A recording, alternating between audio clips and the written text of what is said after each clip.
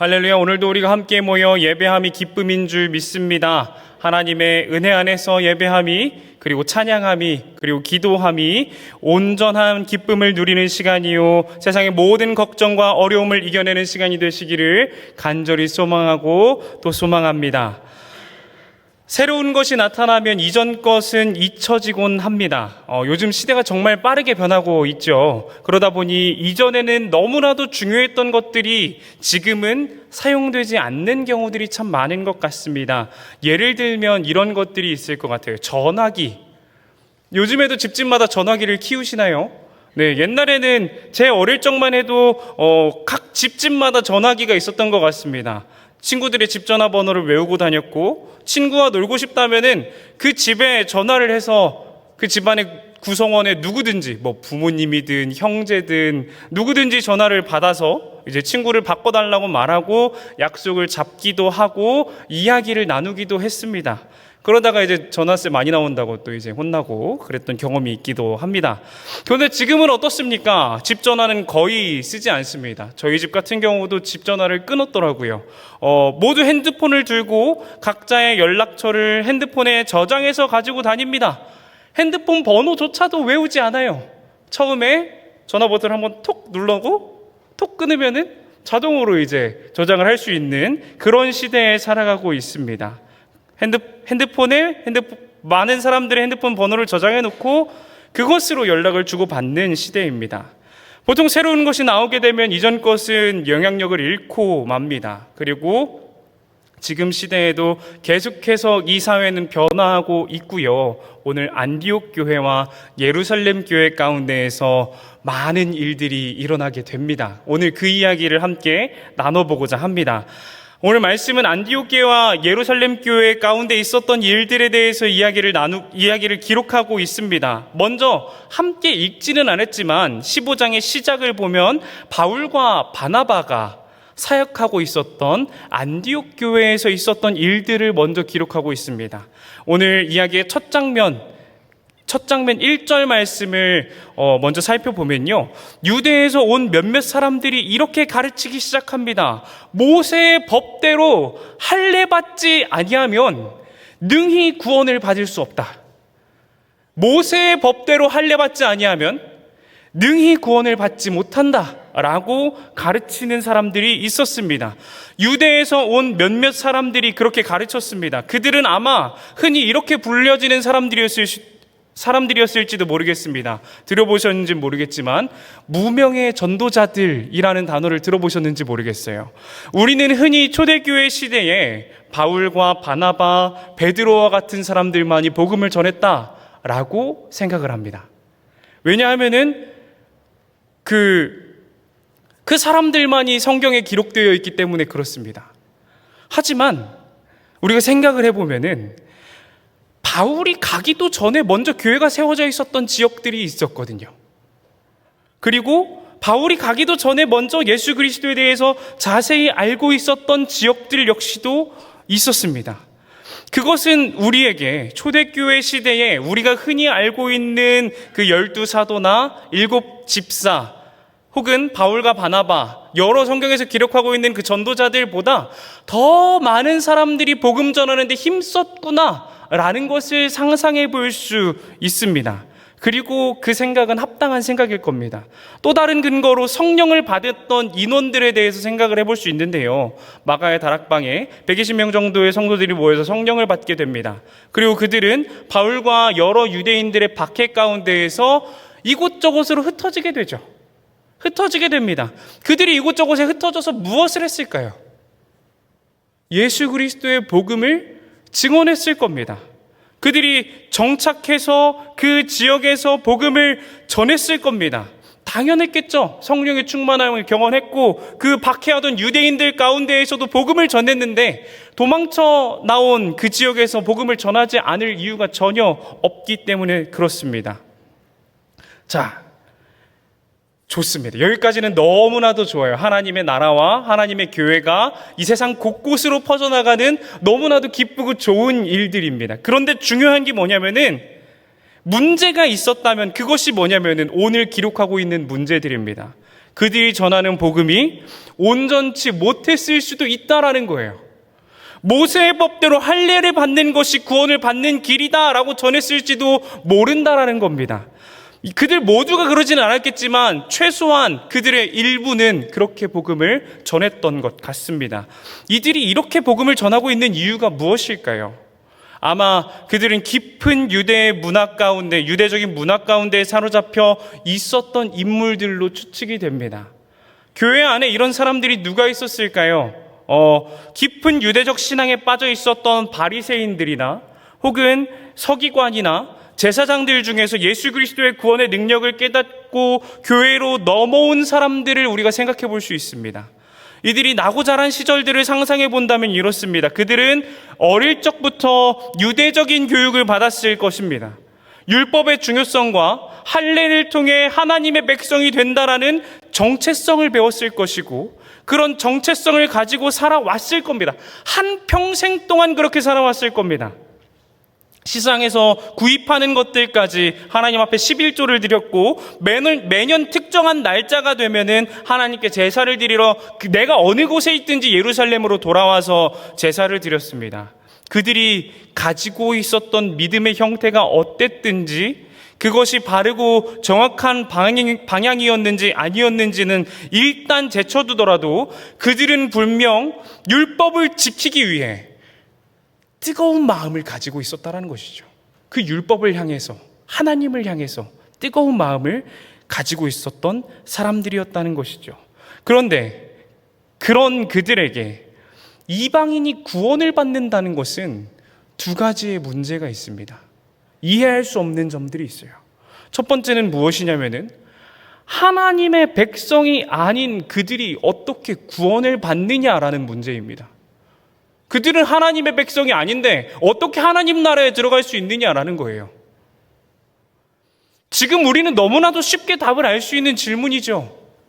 예수 그리스도의 은혜로 하나님의 백성이 된다.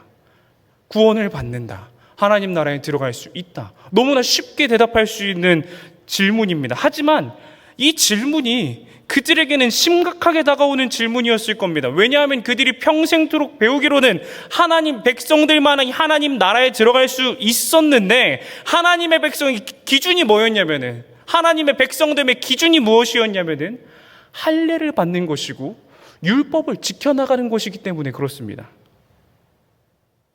두 번째 문제가 있습니다. 할례를 받지 않는 그들과 그리고 율법을 지키지 않는 그들이 있는 그 자리에서 과연 교제를 나눠도 되는가에 대한 문제입니다. 예수님은 율법을 폐지하셨나요? 아니죠. 폐지하신 적 없습니다. 예수님의 가르침 중 율법을 폐지한다라는 가르침은 없습니다. 그렇다면 율법의 기준으로 바라봤을 때 이방인들과 교제하는 것이 옳을까요? 하나님의 백성이 된다면 모를까? 할례를 받고 율법을 지키며 하나님의 백성이 된다면 모를까? 그리고 율법을 따른다면 모를까? 할례를 받지도 않았고 율법을 지키지도 않은 그 이방인들과 함께하는 것은 깊은 유대주의에 빠져 있었던 이들에게는 절대로 있을 수 없는 일이었습니다. 가능하지 않은 일이었어요. 그렇기 때문에 그들은 안디옥에 있는 교회를 향하여서, 그곳에 도착하여서 모세의 율법을 지키라고 하고 할례를 행하라고 하는 것입니다. 이 문제로 인해서 안디옥 교회는 뒤집어집니다. 당연하죠. 이방인들이 주로 모여있던 교회인 안디옥 교회에는 율법을 통해 구원을 받는 것이 아니라 믿음을 통해 구원을 받기에 할례를 받을 필요가 없다고 가르쳐 왔습니다. 할례를 받을 필요가 없다고 가르쳐 왔어요. 그런데 유대에서 온 몇몇 사람들이 와가지고는 그게 아니다. 하나님의 백성이 되기 위해서는 무조건 할례가 필요하고 율법을 지키는 것이 필요하다. 너희가 알고 있었던 복음은 반쪽짜리다. 라고 이야기를 하는 겁니다. 그런 정반대의 의견을 가진 두 사람들이 교회에 있다 보니 다툼과 변론이 일어나는 것은 당연한 일입니다. 그런 배경 가운데 안디옥 교회는 예루살렘 교회로부터 파송받아 안디옥 교회에서 사역을 하고 있었던 바울과 바나바를 택하여 예루살렘 교회로 보내게 됩니다. 이 문제를 어떻게 해결해야 할지 알려달라고 의견을 구하러 떠나게 됩니다. 바울과 바나바는 안디옥을 떠나 예루살렘을 열심히 향해 가는 길에 베니게와 사마리아를 지나며 여러 교회의 형제들을 만났던 것 같습니다. 그리고 그들에게 이방인이 그리스도께 돌아왔다는 기쁜 소식을 전하게 됩니다. 너무나 기쁜 소식이죠. 행복하고 즐거운 소식입니다. 교회에 분쟁이 있을 때에도 모든 교회의 구성원이 흔들리는 것이 아님을 우리는 기억해야 합니다. 여전히 분쟁이 있는 그 교회일지라도 그 교회 안에는 하나님의 충만한 은혜가 역사하고 있다는 것을 기억해야 합니다. 이 좋은 소식을 듣고 함께 기뻐할 수 있는 사람들이 여전히 남아있다는 것을 우리가 기억해야 합니다. 그 어려움 가운데서도 하나님의 은혜를 찾고 그 은혜를 누리는 존재가 성도인 줄 믿습니다. 예루살렘에 도착한 바울과 바나바는 사도와 장로들과 함께 이야기를 나누게 됩니다. 그들이 안디옥에서 있었던 일들을 전달하는 말은 이것입니다. 사도행전 15장 5절 말씀입니다. 한 목소리를 읽어보겠습니다. 바리새파 중에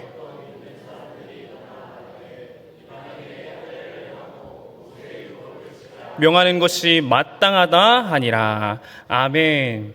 아까 우리가 누군지 추측을 하고 지나갔던 그 사람들의 정체가 드러나게 됩니다. 바리새파 중에 신앙을 가지고 교회에 들어온 사람들입니다. 그들은 이방인에게 할례를 행했고 모세의 율법을 지키라는 명령을 전하는 일을 안디옥 교회 공동체 가운데에서 행했습니다. 그리고 그것이 안디옥 교회를 흔들고 있다고 바울과 바나바는 예루살렘 교회에 보고를 합니다. 그 결과가 어떤 일이 일어나나요? 6절과 7절을 함께 읽어보도록 하겠습니다. 6절과 7절 한 목소리로 읽겠습니다. 사도와 장로들이 이 일을 의논하러 모여 많은 변론이 있은 후에 베드로가 일어나 말하되 형제들아 너희도 알거니와 하나님이 이방인들로 내 입에서 복음의 말씀을 들어 믿게 하게 하시려고 오래전부터 너희 가운데서 나를 택하시고 아멘. 예루살렘에 있었던 사도들과 장로들이 모여서 논의하기 시작합니다. 정말 많은 논의들이 있었던 것 같습니다. 성경에서 주목하고 있는 두 사람이 있는데요. 그 많은 장로들과 사도들 중에서 성경에서 주목하고 있는 사람은 두 사람이 있는데 이 두 사람의 의견을 조금 집중해서 다뤄보고자 합니다. 먼저 방금 본문 말씀에서 등장했던 7절에서 등장했던 베드로의 의견입니다. 베드로는 먼저 교회의 형제들에게 자신의 의견을 나누었습니다. 그가 말한 내용을 들어보면 이래요. 하나님이 이방인들로 내 입에서 복음의 말씀을 들어 믿게 하시려고 나를 택하여 사용하셨다. 그리고 그 마음을 아시는 하나님께서 우리에게와 같이 그들에게도 성령을 주셨다라고 말을 합니다. 베드로가 이렇게 담대하게 말할 수 있는 이유가 무엇입니까? 베드로는 이방인이 성령을 받는 그 장면을 직접 목격했기 때문에 그렇습니다. 어디에서 목격을 했나요? 고넬료의 집입니다. 고넬료의 집에서. 이방인이었던 고넬료에게 성령이 임한 사건을 두고 지금 자신의 경험을 이야기하고 있는 겁니다. 내가 그때 보니까 이방인이라 할지라도 하나님께서는 성령을 주시던데 그 성령이 우리랑 똑같은 성령이던데 내가 저번에 너희에게도 말을 했었는데 이 문제를 가지고 우리가 또 의논을 해야겠니? 라고 말을 하고 있는 것입니다. 베드로가 말하고 싶은 것은 결국 무엇이냐면은 율법이 아니라 믿음으로 구원을 받는다는 겁니다. 생각을 해보면요. 고넬료의 가정이 성경에서는 하나님을 경외하는 가정이라고 기록하고 있습니다. 하지만 그가 할례를 받았다라는 말이나 그가 율법을 지키며 살아갔다라는 말은 전혀 기록하고 있지 않습니다. 그렇다면 우리는 이런 질문을 가질 수 있죠. 그렇다면 고넬료 가정은 율법을 지키며 살았던 사람들일까? 할례를 행했을까? 라는 질문을 가지게 될 겁니다. 유대인들이 보기에 하나님의 백성이라고 인정할 만한 지점들이 그 가정 가운데 있었을까? 라는 질문을 하게 되는 것이죠. 그 질문의 대답은 no일 겁니다. 만약에 그들이, 유대인들이 보기에, 하나님의, 스스로 하나님의 백성이라고 말하는 그들이 보기에 뭐 할례를 행했다던가 율법을 지키고 있는 모습을 보였다면은 고넬료의 가정에서 귀환한 베드로를 바라보며 예루살렘 교회가 그렇게 말을 하지 않았을 것이기 때문에 그렇습니다. 사도행전 11장 1절부터 3절까지의 말씀입니다. 제가 읽겠습니다. 유대에 있는 사도들과 형제들이 이방인들도 하나님의 말씀을 받았다함을 들었더니 베드로가 예루살렘에 올라갔을 때에 할례자들이 비난하여 이르되 내가 무할례자의 집에 들어가 함께 먹었다 하니. 아멘. 이 말씀을 근거로 우리는 고넬료의 가정이 할례를 받지도 않았고 율법을 지키지도 않는 완전한 이방인 가정이었음을 알 수 있습니다. 그 완전한 이방인 가정 가운데에 하나님께서는 성령을 보내신 것입니다. 유대에 있었던 유대인들이 베드로를 향해서 내가 무할례자의 집에 들어가 함께 먹었다라고 말하는 것은 결국 그 고넬료의 가정이 무할례의 가정이었다는 것이고 그들에게도 성령이 임했다. 이방인들에게도 성령이 임한다. 그들이 율법을 지키지 않더라도 하나님께서는 그들을 하나님의 백성으로 삼아 주신다라는 큰 증거가 되었습니다. 그렇기에 베드로는 마지막으로 이렇게 주장을 하며 자신의 의견을 마무리를 합니다. 사도행전 15장 11절 말씀입니다. 함께 읽겠습니다. 그러나 우리는 그들이 우리와 동일하게 주 예수의 은혜로 구원받는 줄을 믿노라 하니라. 아멘.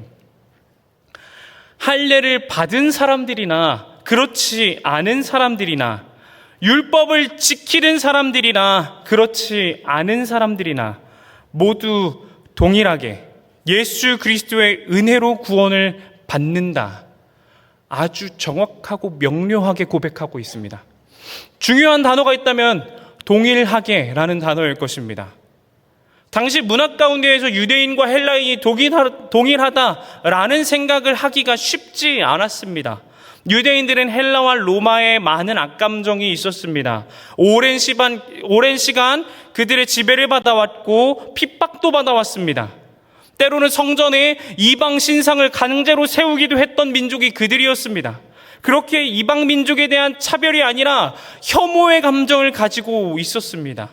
그렇게 유대인의 말에서 하나님이 동일하게 역사하신다라는 말은 유대인들의 입장에서 쉽게 인정할 수 없는 말입니다. 그렇기에 베드로의 이런 고백이 보여주는 것은 베드로가 말한 이 고백조차도 하나님의 역사라는 것을 보여주는 것입니다. 하나님의 놀라운 역사라는 것이죠. 만약 헬라인의 입에서, 이방인의 입에서 이런 고백이 나왔다면은 많은 논란이 있었을 겁니다. 유대인들이 엄청난 반발을 했을 거예요. 제가 뭐라고 저런 말을 하는 것이냐 하면서 엄청난 반발을 했을 겁니다. 하지만 베드로의 입에서 이런 말이 나왔다는 것은 진정으로 그 상황 가운데 하나님이 역사하고 계신다라는 증거로 우리에게 다가오게 됩니다. 우리가 살아가는 동안에 이런 상황이 우리 앞에 주어질 때가 있습니다. 우리의 닫혀진 마음을 여시고 닫혀진 생각을 깨시는 하나님의 역사를 경험할 때가 있습니다. 어릴 적 저에게 교회는 아주 무거운 곳이었습니다. 엄중하고요. 조용하고요. 강단에 함부로 올라가면 혼나는 곳이었어요. 조용한 것이었기에 당연하게도 교회는 너무나도 재미가 없는 곳이었습니다. 맨날 찬양을 하는데 어려운 한자말로 된 찬양만을 하고요. 아버지께서 앞에 서서 말씀을 전하시는데 너무나 어려운 말들로만 말씀을 전하시는 거예요. 교회는 저에게 너무나 재미없는 곳이었습니다. 그런데 총신대학교를 다니던 동안에 함께 청주에서 사역하던 한 선배님이 있으셨습니다. 그 선배님의 조언이 지금까지도 기억에 남습니다. 아이들에게 교회는 재미있는 곳이어야 한다. 그래야 아이들이 교회로 온다. 라고 저에게 이야기를 해주더라고요. 교회가 왜 항상 엄숙하고 조용한 분위기여야 하나요? 교회가 아이들에게 보여줄 것은 하나님 안에 공동체가 함께 누리는 즐거움이고 기쁨인 줄 믿습니다. 그 말이 저를 참 많이 깨뜨렸던 것 같습니다. 그때 저는 초등부를 섬기고 있었는데 제가 아이들에게 전해주는 교회의 인상은 제가 어릴 적 받았던 교회의 인상이었거든요. 초등부 아이들은 당연히 떠듭니다. 당연한 거예요. 얼마나 짜잘짜잘 시끄러운지 모릅니다. 그 시끄러움이 당연한 건데 저는 그 아이들에게 조용히 하라고를 정말 많이 이야기를 했습니다. 설교 시간에 질문을 하면은 조금 있다 조용히 해, 설교 마치고. 공과 시간에 질문을 하면은 지금 내가 말하는 시간인데 조용히 좀 해줄래? 이러는 때가 참 많았습니다. 왜냐하면 제가 그렇게 배워왔었거든요. 그 선배님의 말을 듣고 저에게는 얼마나 큰 도전이 되었는지 모릅니다. 지금까지 내가 겪어온 교회를 아이들에게 그 엄중하고 무섭고 재미없는 교회에 대해서 가르치려고 했는데 어떤 교회가 더 선한 교회인지 생각을 한 번도 해본 적이 없는데 그 선배님의 말로 말미암아 저는 어떤 교회가 아이들에게 더 좋은 교회일까? 아이들은 어떤 교회를 더 좋아할까? 아이들에게 어떻게 해야 하나님을 만나게 할 수 있을까에 대한 고민을 하게 하는 질문이었거든요.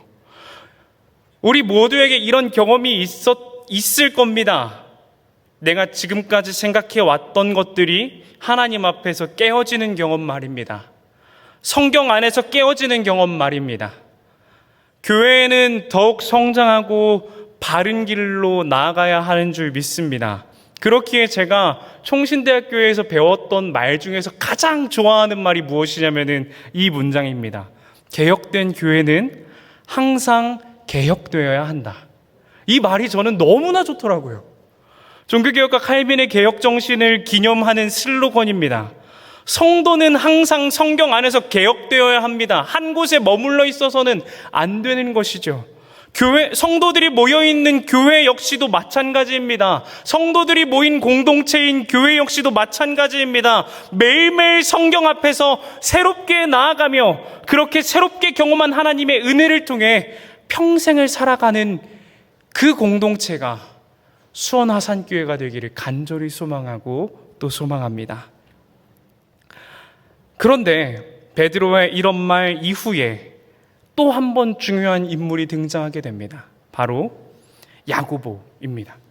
이 논의의 끝을 맺는 사람입니다. 야고보는 이렇게 대답합니다. 사도행전 15장 15절부터 18절까지의 말씀을 한 목소리로 읽어보도록 하겠습니다. 선지자들의 말들이 이와 일치하도다.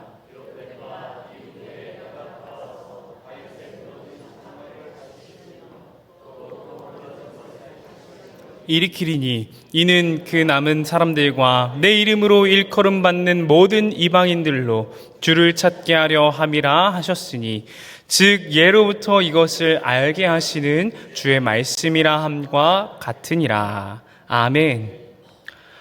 베드로의 말을 듣고 그리고 바울과 바나바의 사역과 표적과 기사의 이야기를 전해 들은 야고보가 낸 결론은 이것입니다.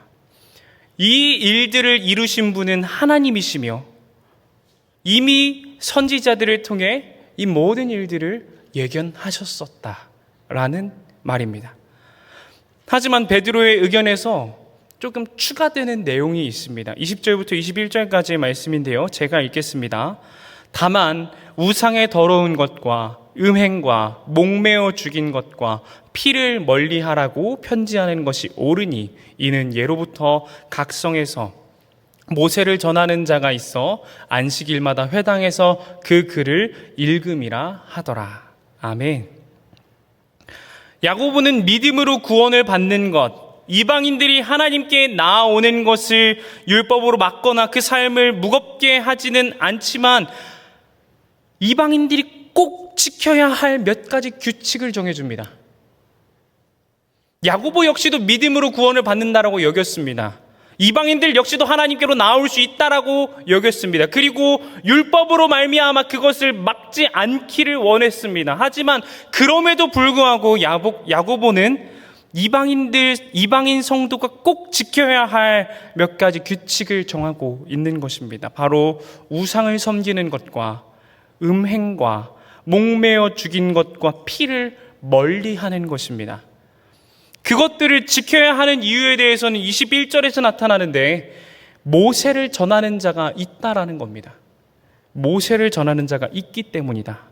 여기에서 모세를 전하는 자들은 교회에 속하여 유대적 배경을 가지고 있는 유대인들을 의미할 것입니다.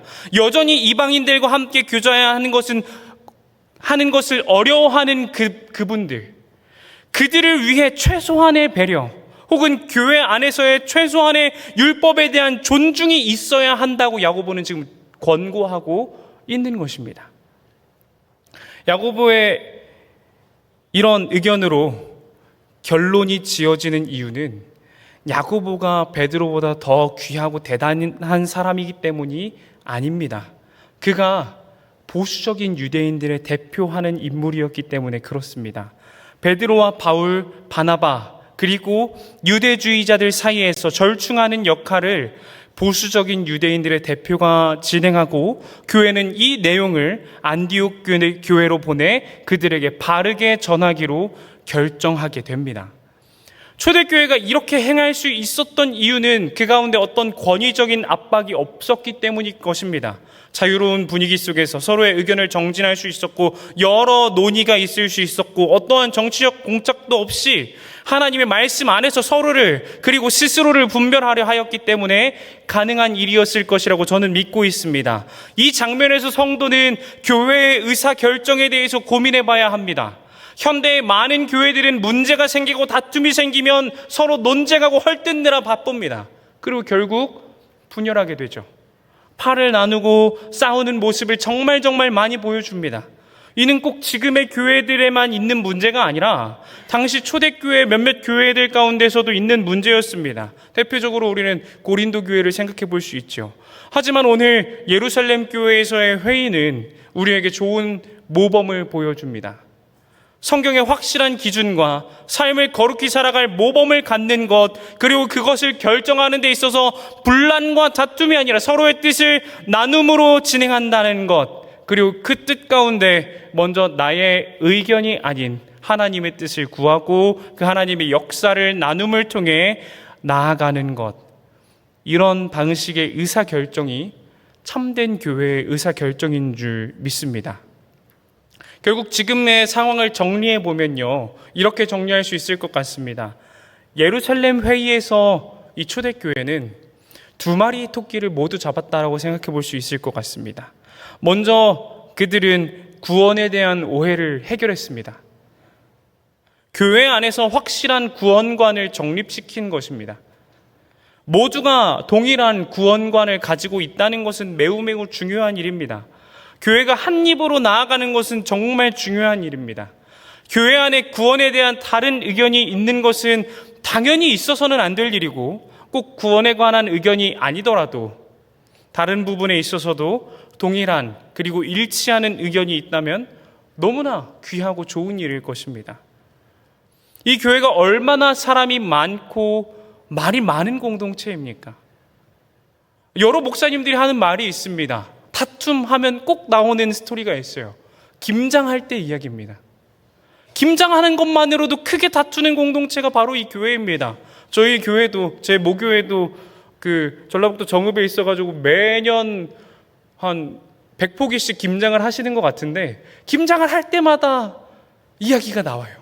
새우젓을 얼마나 넣어야 할지, 젓갈로 간을 맞출지, 소금으로 간을 맞출지, 고춧가루는 중국산을 살짝 섞어도 되는지, 아니면 너무 비싸니까 중국산만 써야 할지, 비싸더라도 국산만을 애용해야 할지, 항상 말이 많습니다. 항상 말이 많아요.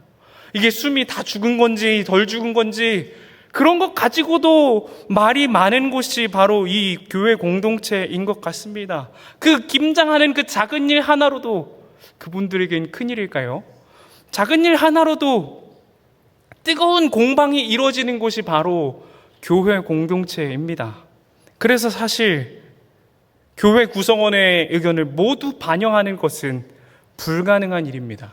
나는 새우젓을 하고 싶은데 저 사람이 소금으로 간을 했으면 제 의견은 반영을 못하는 거죠. 특별히 예전에 교육부서를 섬길 때 간식을 사주는 일이 저에게는 너무나 큰 시련이었습니다. 누구는 치즈를 싫어하고 누구는 튀김을 싫어하고, 누구는 밀가루를 싫어해서 짜장면을 못 먹겠다 그러고, 그런 것들 때문에 간식을 사주는 게 얼마나 힘들었는지 몰라요. 그럴 때 가장 지혜로운 해결 방법은 지도자의 의견을 존중해 주는 것인 줄 믿습니다. 이게 어떤 독재자로서의 모습을 말씀드리는 것이 아니라 지도자가 그 의견을 독불장군처럼 어필하고 그 의견을 무조건 따라가야 한다라는 말씀을 드리는 것이 아닙니다. 사실 이전에 한국교회에는 카리스마적 목회의 모습을 많이 보여줬습니다. 하지만 개인적으로는 그런 카리스마적 목회를 통해 누군가를 억누르고 무조건 한 개인의 의견만을 따라가는 것은 올바른 교회의 모습이라고 생각하지 않습니다. 초대교회에도 그렇게 한 사람의 의견으로 정해지지 않았기 때문에 그렇죠. 앞에서도 말씀드렸지만 충분한 논의를 통해 그 의견을 정리하는 역할을 지도자가 했습니다. 그리고 그 결론에 있어서 지도자는 옳은 의견을 제시했고 그 의견에 따라 교회가 함께 움직였습니다. 한 마음으로 움직였습니다. 예루살렘 교회가 잡은 두 번째 토끼는 전통에 대한 존중입니다. 베드로의 의견에 야고보 역시도 동의함으로 말미암아 초대교회는 한 마음으로 은혜로 받는 구원을 바라볼 수 있게 되었습니다. 그리고 두 번째로 중요한 것이 야고보의 제안이었는데요, 최소한의 생활 규범입니다. 하나님 앞에서 거룩히 살아갈 규범을 정하는 것이죠. 믿음으로 구원을 받는데 그 이후에 네 마음대로 생활하는 것이 아니라 이 정도 가이드라인을 가지고 생활을 하자. 하나님 앞에 거룩한 생활을 드리자라는 것입니다. 우상을 떠나는 것, 음행을 떠나는 것, 목매어 죽인 것과 피를 멀리하는 것에 대해서 야고보는 이방인 신자들이 지켜줬으면 하는 부분이라고 권합니다. 이는 율법의 일부예요. 이게 그렇다고 율법을 지켜야만 그 사람이 신자이다 라고 말하는 것은 아닙니다. 성도로서 지켜야 할 삶의 규범, 정말 그 최소한의 삶의 규범을 말하고 있는 것입니다. 우리에게 있는 전통은 정말로 중요합니다. 이 전통은 구원에 어떤 영향도 주지 않지만 구원은 진정으로 예수 그리스도를 믿는 믿음으로 받는 것이 맞지만 장로교회의 전통을 지키고 안 지키고가 구원을 받고 못 받고를 결정하는 것은 아니지만 전통을 지키는 것은 신앙의 거룩함을 지키는 것에 큰 도움을 줍니다. 예를 들어서 그런 것이죠. 거룩한 주일을 준비하는 것입니다. 여러분은 주일을 어떻게 준비하십니까? 지금 주일을 준비하는 모습과 옛날 옛적 주일을 준비하는 모습을 한번 상상해 봤으면 좋겠습니다. 요즘 이 시대에는 주일을 정말 진지하게 준비하는가라는 질문에 어떻게 대답을 할지 모르겠습니다. 여전히 우리는 주일을 기도로 준비하나요? 제가 봤을 때는 아닌 것 같습니다. 요즘 주일 하루 전 토요일 저녁은 어떻습니까? 가족과 외식하는 시간이고 어디로 놀러 가는 시간이고 여가를 즐기는 시간 아닙니까? 그 결과가 어떻습니까? 주일을 준비하는 시간이 없어졌습니다. 주일 아침 혹은 주일 예배 전에 잠깐 눈 감고 기도하는 그 시간이 예배를 사모하고 기다리는 시간의 전부입니다. 율법은 안 좋은 것이고 그저 구닥다리인가요? 기도로 예배를 준비하는 것이 잘못된 것이고 없어져야 할 구습입니까? 혹은 악습입니까? 아니죠. 우리의 경건을 가져오는 귀하고 거룩한 시간입니다. 율법은 결코 잘못된 것이 아닙니다. 그것을 통해 정죄하는 자세와 마음은 없어져야 마땅하지만 적어도 최소한의 경건도 없이 예배의 자리에 나오는 것이 더 나쁜 신앙이라고 생각합니다. 베드로후서 3장 11절에서는 이렇게 기록을 합니다. 이 모든 것이 이렇게 풀어지리니 너희가 어떠한 사람이 되어야 마땅하냐? 거룩한 행실과 경건함으로 살아가야 한다. 거룩함과 경건함은 성도가 하나님의 날이 임하시는 그때까지 지키며 살아가야 하는 것입니다. 하지만 요즘에는 그런 중요성들을 많이 잊으며 살아가는 것 같습니다. 사랑하는 수원하산교회 성도 여러분, 우리가 하나님 앞에서 경건하게 거룩하게 살아가시기를 간절히 소망합니다. 성경에서는 율법을 부정적으로 이야기하지 않습니다. 그것을 지키는 사람의 마음이 범죄하고 악할 뿐이지, 바른 마음으로 율법을 지키는 것, 전통을 지키는 것은 성도에게 꼭 필요한 일입니다. 경건한 마음으로 하나님 앞에 구원받은 성도로서 거룩히 살아내는 우리 수원하산교회가 되기를 간절히 소망합니다. 오늘 말씀을 정리해 보겠습니다. 초대교회는 율법이 중요한가, 은혜가 중요한가를 두고 논쟁을 벌였습니다. 그리고 그 결론을 보면은 성도의 구원은 예수 그리스도를 믿는 믿음에서 나오며 그것은 하나님의 은혜이다라는 결론에 도달하게 됩니다.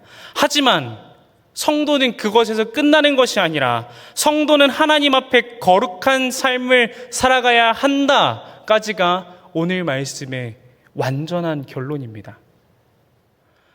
우리 역시도 이 두 마리의 토끼를 잡으며 나아가기를 원합니다. 율법이냐 은혜냐, 우리는 둘 다 취해야 합니다. 믿음이냐 거룩이냐, 우리는 둘 모두 취해야 합니다. 구원에 있어서는 은혜를 취하고 성도의 삶을 위해서는 율법과 거룩을 취해야 하는 줄 믿습니다. 그렇게 거룩히 하나님을 예배하고 기도하며 하나님의 능력을 세상 앞에서 보이는 귀한 교회 공동체, 우리 수원하산교회가 되기를 간절히 소망하고 또 소망합니다.